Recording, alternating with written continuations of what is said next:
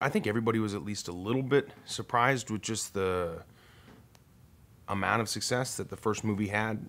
I know that in making the movie, we all thought we were doing something special, and it was a great script, and you just never know with projects that you're on, and this especially being an untested title and something that wasn't one of Marvel's quote-unquote first tier superhero stories. You know, we were surprised. It's hard now looking back on what Star-Lord has become through the collaboration of James and myself working on it, and what it was to begin with. It's hard, I can't remember. It's hard to imagine the differences. But for me, what appealed to me the most about this character was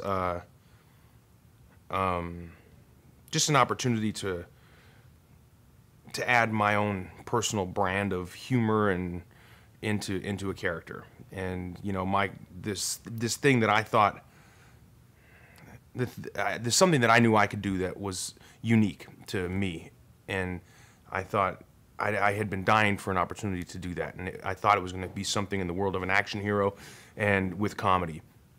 And you know, after seeing myself in Zero Dark 30, I was forced to reimagine what I was capable of as an actor, because there was a certain physicality to that role that I had never had in any of my previous roles.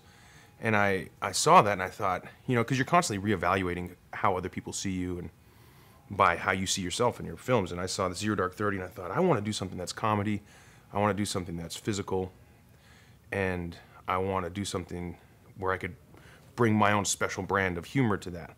And when I met James and we had an audition, or I had my audition with him, I felt like this was going to be a comfortable space to do that. So that's what was so exciting to me, was that I could just do me, do the best version of my best stuff, and that would be okay with him, which was pretty cool. Guardians of the Galaxy Volume 2 picks up just a couple of months after the events of the first movie, so it's very much a continuation of that story, and we find Peter Quill, aka Star-Lord, in that role he adopts at the end of the movie, which is the guy who's going to take care of this band of misfits and be the quote-unquote leader of this group of heroes. And so that's what we find him doing. Still having to deal with with Rocket and the way he is, and Drax and all of the characters the way that they are. He's taken a bit more of a leadership role and is just an inkling more responsible at the beginning of this movie than he was at the beginning of the last movie. He's been a master of his art form for decades, and having an opportunity to work with someone like that, who's such a master, is a sheer joy, and something you can check off the list.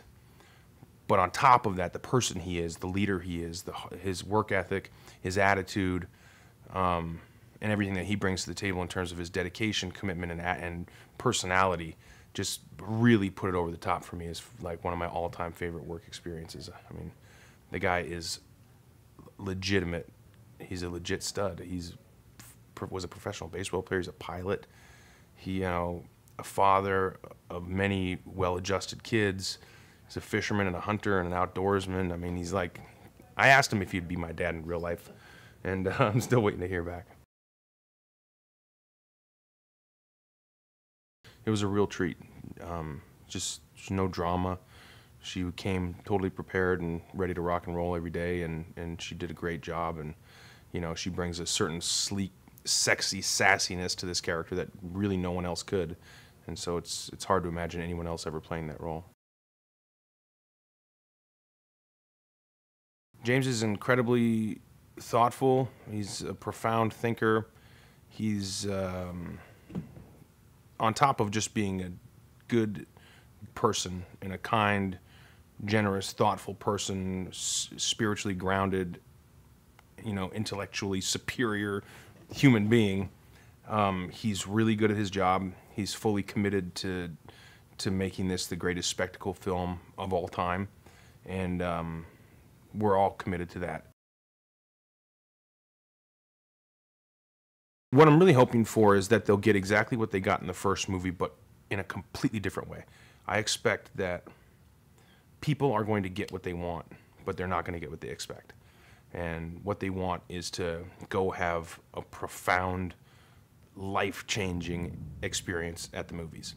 And they will, but it's not going to be what they expect. It's going to be different than they expect, just like the first movie was. It's going to knock their socks off.